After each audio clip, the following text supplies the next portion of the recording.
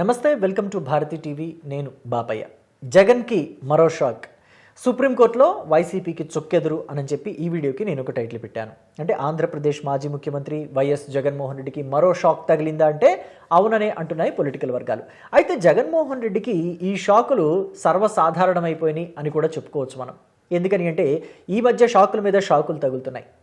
ED enforcement directorate ఆయన పార్టీలో మాజీ మంత్రిగా పనిచేసిన వ్యక్తిని, ఆయన కుమారుణ్ణి కూడా మొన్న అరెస్ట్ చేసింది. అంటే ముందు కుమారుణ్ణి అరెస్ట్ చేసింది, తర్వాత మాజీ మంత్రిని అరెస్ట్ చేసింది, కారుమూరి నాగేశ్వరరావు.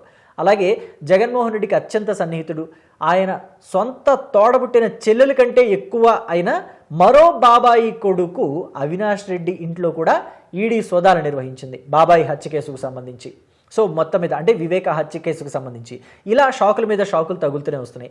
అలాగే మరోవైపు లిక్కర్ కేసుకు సంబంధించి కూడా సిట్టు వేగవంతంగా విచారణ జరుపుతోంది.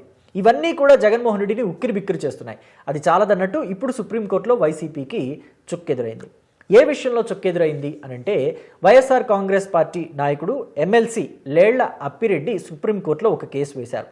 ఆ కేసు సారాంశం ఏంటయ్యా అంటే కూటమి సర్కారు వైఎస్ఆర్ కాంగ్రెస్ పార్టీని సోషల్ మీడియాలో రెస్ట్రిక్ట్ చేస్తోంది, వాళ్ళ పోస్టుల్ని రెస్ట్రిక్ట్ చేస్తోంది అని చెప్పేసి ఆయన వాదన. అయితే వెంటనే సుప్రీంకోర్టు ఏమి ఆ కేసును యాక్సెప్ట్ చేసేసి మీరు వాదించండి, మేము మీకు న్యాయం చేస్తామని చెప్పలేదు. ఫస్ట్ మీరు హైకోర్టుకు వెళ్ళండి, ఇక్కడ కాదు కేసు వేయాల్సిందని చెప్పి ఆ కేసుని తిప్పు పంపించింది. అయితే ఆ విషయం జగన్మోహన్ రెడ్డికి, వైసీపీ వాళ్ళకి, వైసీపీలోని న్యాయ కోవిధులకి తెలియదు అనుకుంటున్నారా మీరు? తెలుసు. ఫస్ట్ హైకోర్టుకు వెళ్ళాలన్న విషయం కూడా జగన్మోహన్ రెడ్డికి, వైసీపీకి తెలుసు. కానీ జగన్మోహన్ రెడ్డి అండ్ వైసీపీ వాళ్ళు మొత్తం అంతా కూడా ఎప్పుడు సుప్రీంకోర్టులోనే, లేకపోతే వేయాల్సిన కేసులు కాకుండా పిచ్చి పిచ్చి కేసులన్నీ కూడా హైకోర్టులోను సుప్రీంకోర్టులోను ఎందుకు వేస్తుంటారు? పబ్లిక్ ఇంట్రెస్ట్ లిటిగేషన్స్ లాంటివి ఎందుకు వేస్తుంటారు అని అంటే అవి ఓడిపోతామని తెలిసినా వేస్తారు. రీజన్ ఏంటంటే చంద్రబాబు నాయుడు వ్యవస్థల్ని మేనేజ్ చేసి మా కేసుల్ని ఓడిపోయేలాగా చేశాడు అని చెప్పి ప్రజలకు చూపించడానికి, చంద్రబాబు నాయుడిని ప్రజల దృష్టిలో దోషిలాగా చూపించాలనేదే వైసీపీ ఉద్దేశం. అందుకని ఓడిపోతామని తెలిసినప్పటికీ కూడా అనేక కేసులు వైసీపీ వేస్తూనే ఉంటుంది. ఇది కూడా అంతే. సో ఇక ఈ బూత్ పోస్టుల గురించి సోషల్ మీడియాలో మనం ఎంత మాట్లాడుకుంటే అంత ఉందన్నమాట కంటెంట్. సో ఇక మనం చూస్తే ఈ బూత్ పోస్టుల్ని ఎవరు రివ్యూ చేస్తారు? చంద్రబాబు నాయుడా, లోకేషా, పవన్ కళ్యాణా? కాదు కదా, గూగుల్ రివ్యూ చేస్తుంది కంప్లైంట్ చేస్తే.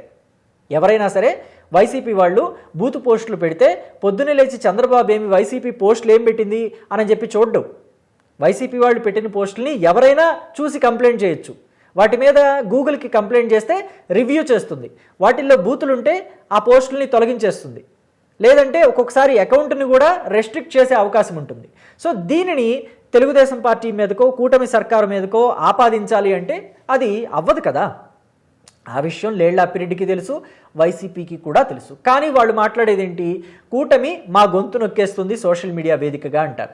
అయితే సరే, కూటమి సోషల్ మీడియా వేదికగా గొంతు నొక్కేసిందే అనుకుందాం కాసేపు. అసెంబ్లీకి వెళ్ళొచ్చుగా? అసెంబ్లీకి ఎందుకు వెళ్ళరు? జగన్మోహన్ రెడ్డి అసెంబ్లీకి వెళ్ళొచ్చు, 11 సీట్లు వచ్చినా అసెంబ్లీకి వెళ్ళకూడదనేం లేదు. ప్రతిపక్ష హోదా ఇవ్వకపోయినా అసెంబ్లీకి వెళ్ళకూడదనేమీ రూల్ లేదు. అసెంబ్లీకి ధారాళంగా వెళ్ళొచ్చు, అక్కడ ప్రజా సమస్యల మీద మాట్లాడొచ్చు. 11 మంది ఎమ్మెల్యేలు, 11 నియోజకవర్గాలకి సంబంధించిన సమస్యలు, రాష్ట్రానికి సంబంధించిన సమస్యలు అన్నీ ప్రస్తావించవచ్చు. అయితే జగన్మోహన్ రెడ్డి బయట గంటల కొద్దీ ప్రెస్ మీట్ పెట్టే బదులు అసెంబ్లీకి వెళ్ళి 10 నిమిషాలు మాట్లాడినా దానికి ఒక వాల్యూ ఉంటుంది. 10 నిమిషాలు ఏం కర్మ, అసలు మీకు ఎంత టైం కావాలో చెప్పండి, నేను ఇస్తానంటున్నాడు స్పీకర్ అయ్యన్న పాత్రుడు. అటు రఘురామకృష్ణరాజు కూడా రండి, డైలీ అసెంబ్లీకి రండి, శీతాకాల సమావేశాలు, వర్షాకాల సమావేశాలు అన్నీ ఉంటాయి కదా, రండి, మీరు అసెంబ్లీకి రండి అని ఆహ్వానిస్తున్నారు. కానీ జగన్మోహన్ రెడ్డి మాత్రం నేను రాను అంటున్నాడు. అయితే జగన్మోహన్ రెడ్డికి, చంద్రబాబు నాయుడికి ఈ విషయంలో చాలా వ్యత్యాసం ఉంది. గతంలో చూస్తే 2019 ఎన్నికల్లో వైసీపీకి 151 సీట్లు వచ్చాయి. ఇక్కడ టీడీపీకి చూస్తే కేవలం 21 సీట్లే వచ్చాయి. అలాగే జనసేనకు మాత్రం ఒకే ఒక్క సీట్ వచ్చింది. ఆ సీట్ని కూడా వాళ్ళలో కలిపేసుకున్నారనుకోండి, అది వేరే విషయం. సో ఇకపోతే చంద్రబాబు నాయుడిని ఒక్కడిని మినహాయించి మిగతా తెలుగుదేశం పార్టీ సభ్యులందరినీ కూడా ఓ రోజు అసెంబ్లీలో సస్పెండ్ చేశారు. అయితే చంద్రబాబు నాయుడు వెళ్లకుండా ఆగాడా? ఒక్కడే ఉన్నాడు కదా అని అంటే వెళ్ళాడు. ఆ రోజు కూడా తనకి ఎంత టైం ఇచ్చారో అంత టైము చంద్రబాబు నాయుడు మాట్లాడాడు. అసెంబ్లీలోని ఉండి వాళ్ళు ఏం మాట్లాడారా అని గమనిస్తూనే ఉన్నారు. అక్కడ జగన్మోహన్ రెడ్డి తన ఎమ్మెల్యేలతోటి తనకి భజన చేయించుకోవడమే సరిపోయింది. చోడవరం ఎమ్మెల్యే ఉండేవాడు అప్పట్లో, ఇప్పుడు మాజీ ఎమ్మెల్యే అయ్యారనుకోండి ఆయన. ఆయన జగన్మోహన్ రెడ్డి మీద పాటలు పాడటమే సరిపోయింది.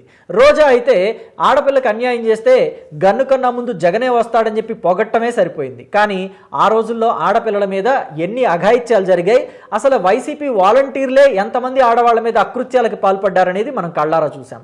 కానీ ఏమీ ఉపయోగం ఉండదు. దిశా చట్టం అంటారు, అసలు దిశా దశ లేని చట్టాన్ని తీసుకొచ్చి జనాల మీద రుద్దుతారు. ఇవన్నీ కూడా వైసీపీ అడ్వర్టైజ్మెంట్ పార్టీలాగా మారిపోయింది తప్ప ఎక్కడా కూడా ప్రజలకు ఉపయోగపడే పనులు చేయలేదన్నది అసెంబ్లీ సాక్షిగా తేటతెల్లంగా మిగిలిపోయింది. ఇక కొడాలి నాని, అలాగే వల్లభనేని వంశీ, అంబటి రాంబాబు అలాంటి వాళ్ళంతా కూడా అసెంబ్లీ సాక్షిగా ఎన్ని బండబూతులు మాట్లాడారనేది మనమంతా చూసాం. ఇక చంద్రబాబు నాయుడు సతీమణి మీద ఎలాంటి క్యారెక్టర్ అసాసినేషన్కి పాల్పడ్డారో కూడా అసెంబ్లీ వేదికగా మనం చూసాం. అయితే చంద్రబాబు నాయుడు దానికి చాలా బాధపడ్డారు. నేను ఇక ఈ అసెంబ్లీలోకి ముఖ్యమంత్రిగానే తప్ప నార్మల్గా అడుగు పెట్టను, ఇది కౌరవ సభ అయిపోయింది, గౌరవ సభ చేసే అసెంబ్లీలోకి అడుగు పెడతానని చెప్పి అక్కడ శపథం చేసి మరీ బయటకు వెళ్ళారు. అయినప్పటికీ కూడా తాను అసెంబ్లీకి వెళ్ళకపోయినా తన ఎమ్మెల్యేలందరినీ కూడా అసెంబ్లీకి పంపించారు. ఎక్కడా కూడా తాను వెళ్ళకపోతే మిగతా వాళ్ళు వెళ్ళకూడదు అనేం లేదు. గతంలో జగన్మోహన్ రెడ్డి 2019కి ముందు తాను పాదయాత్ర మొదలుపెట్టే టైంలో నేను సీఎం అయ్యాకే అసెంబ్లీకి వస్తానని చెప్పి వెళ్ళిపోయారు. ఆ టైంలో తన ఎమ్మెల్యేని కూడా లాక్కెళ్ళిపోయారు. ఎవ్వరు వైసీపీ వాళ్ళు ఎవ్వరూ కూడా అసెంబ్లీకి రాలేదు. ఇలా తప్పు చేయకూడదు. అంటే అసెంబ్లీకి వెళ్ళకపోవడం అనేది పెద్ద తప్పు. అప్పట్లో ఎన్టీఆర్ కూడా నేను మళ్ళీ సీఎం అయ్యాకే అసెంబ్లీకి వస్తానన్నారు, కానీ ఎమ్మెల్యేని పంపించారు. ఇది తెలుగుదేశం పార్టీకి వైసీపీకి ఉన్న తేడా. ఎందుకంటే తెలుగుదేశం పార్టీకి తెలుసు ఇక్కడ ప్రజలు మనకి ఓట్లు వేసి అసెంబ్లీకి ఎందుకు పంపించారు అనంటే వాళ్ళ సమస్యల్ని అసెంబ్లీలో ప్రస్తావిస్తాము అని చెప్పి. ఇప్పుడు కూడా గతంలో జగన్మోహన్ రెడ్డి భజన చేయించుకుంటున్నట్టు కూటమి ప్రభుత్వం భజన చేయించుకోవట్లేదు. ఎమ్మెల్యేలు వాళ్ళ నియోజకవర్గాల్లోని సమస్యల్ని అసెంబ్లీ వేదికగా ఎత్తి చూపిస్తున్నారు. వాటిని సాల్వ్ చేయమని చెప్పి అధికార పార్టీ ఎమ్మెల్యేలే అధికార పార్టీని అడుగుతున్నారు. ఇది ఎక్కడా కూడా అసలు అంటే ఆశ్చర్యం అనిపించడం లేదు. ఇది కూటమిలో ఈ తెలుగుదేశం పార్టీ సంస్కృతిలోనే ఉంది, ప్రజల పక్షాన నిలబట్టం అనేది అనిపిస్తుంది. కానీ ఏనాడైనా వైసీపీ ఇలా అనిపించుకుందా? అనిపించుకోలేదు. ఎప్పుడూ కూడా ప్రత్యర్థుల్ని బండబూతులు తిట్టడానికే సోషల్ మీడియాని వాడుకుంది అని చెప్పుకోవచ్చు. తన చెల్లెలు, సొంత చెల్లెలు షర్మిలని ఎలా తిట్టించారు సోషల్ మీడియా వేదికగా. అలాగే యూట్యూబ్ ఛానల్లో శ్రీరెడ్డి చేత షర్మిల మీద ఎలాంటి బండబూతులు మాట్లాడించారు. తల్లి అనే గౌరవం లేకుండా, రాజశేఖర్ రెడ్డి భార్య అనే ఇంగితం లేకుండా విజయలక్ష్మి మీద ఎలాంటి బండబూతులు, బండ పోస్టులు పెట్టారు, చండాలమైన పోస్టులు పెట్టారు, నీచమైన పోస్టులు పెట్టారు. ఒక పక్కేమో రాజశేఖర రెడ్డి మా దేవుడు అంటారు, ఇంకొక పక్క చూస్తేనేమో విజయలక్ష్మి క్యారెక్టర్ అసాసినేషన్కి పాల్పడతారు, షర్మిల పుట్టుకని అవమానిస్తారు. అలాగే వివేకానంద రెడ్డి రాజశేఖర రెడ్డికి తోడబుట్టిన తమ్ముడు, ఆయన కుమార్తె సునీతను కూడా బండబూతులు తిట్టిస్తారు సోషల్ మీడియా వేదికగా. అంటే ఆ పోస్టులు పెట్టనిస్తే మంచివాళ్ళు, కోర్టులు వ్యవస్థలు అన్నీ మంచివి, లేకపోతే వ్యవస్థల్ని చంద్రబాబు నాయుడు మేనేజ్ చేసినట్టు వ్యవస్థల్ని కూడా అవమానిస్తారు, హేళన చేస్తారు. ఇది వైసీపీ డిఎన్ఏలోనే ఉంది మొదటి నుంచి, ఇప్పుడు కొత్త కాదు. 2019కి ముందు కూడా ఇలాగే తప్పుడు పోస్టులు పెట్టి తెలుగుదేశం పార్టీని అవమానించి ప్రజల్లో ఆ పార్టీ మీద అనుమానాలు రేకెత్తించి అధికారంలోకి వచ్చింది వైసీపీ. కానీ తర్వాత వైసీపీ అసలు రంగు బయటపడింది. సో అందుకే ప్రజలు వైసీపీకి 11 సీట్లు మాత్రమే ఇచ్చారు, కూటమికి 164 సీట్లు ఇచ్చారు. మొత్తం మీద ఇప్పుడు కూడా తన వెనకటి బుద్ధిని మార్చుకునే ప్రయత్నం అయితే వైసీపీ చేయడం లేదు. ఇది వైసీపీకి చాలా తీవ్రమైన దెబ్బగా మిగిలిపోతుంది. ఎవరో పొగుడుతున్నారు కదా అని చెప్పి జగన్మోహన్ రెడ్డి మురిసిపోతేనో, లేకపోతే ఎదుటి పార్టీ వాళ్ళని తిడుతున్నారు కదా అని జగన్మోహన్ రెడ్డి మురిసిపోతేనో అది రాజకీయంగా ఆయనకి లబ్ధి చేకూర్చదు. ప్రజల పక్షాన నిలబడాలి, అసెంబ్లీకి వెళ్ళాలి, ప్రజల గళాన్ని అసెంబ్లీలో వినిపించాలి.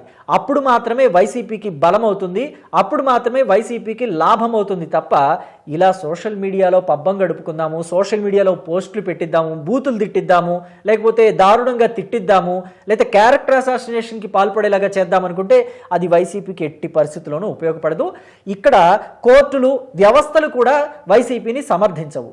ఈ విషయాన్ని వైసీపీ గ్రహించకపోతే ఖచ్చితంగా ఫ్యూచర్లో భారీ డ్యామేజ్ని మళ్ళీ, అంటే గతంలో ఎలాగైతే 2024లో 11 సీట్లు వచ్చాయో అలాంటి రిజల్ట్నే మళ్ళీ వైసీపీ చూస్తుందని చెప్పడంలో కూడా ఎటువంటి డౌట్ లేదు. మరి దీని మీద మీ అభిప్రాయాన్ని కమెంట్ బాక్స్లో తెలియచేయండి. Thank you.